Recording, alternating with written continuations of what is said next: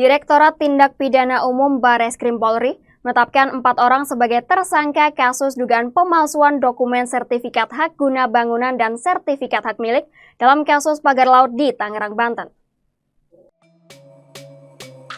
Bareskrim Polri menetapkan Kepala Desa Kehot Arsin bin Asip, Sekretaris Desa Kehot Ujangkarta, serta 2 penerima kuasa berinisial SP dan CE sebagai tersangka kasus dugaan pemalsuan surat izin di lahan pagar laut Tangerang. 2 orang berinisial SP dan CE ini disebut mempunyai peran sebagai penerima kuasa, namun tak dijelaskan lebih detail terkait peran masing-masing. Adapun penetapan tersangka ini setelah penyidik melakukan gelar perkara usai meminta sejumlah keterangan saksi dan menyita barang bukti dalam proses penyidikan.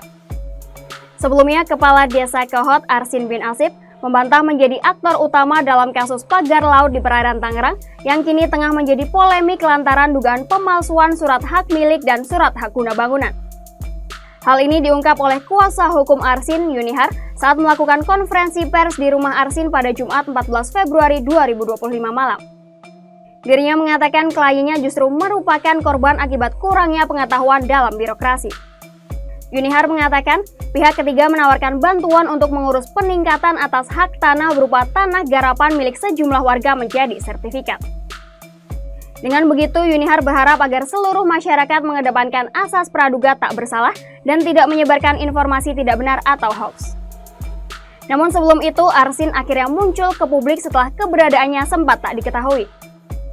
Arsin muncul dalam konferensi pers bersama 2 pengacaranya pada Jumat 14 Februari 2025. Dalam kesempatan tersebut, Arsin meminta maaf kepada publik khususnya warga Desa Kehot atas kegaduhan pagar laut di perairan Tangerang, Banten. Arsin mengaku menjadi korban dalam kasus terkait pembuatan surat izin berupa hak guna bangunan dan hak milik di atas lahan pagar laut Tangerang tersebut.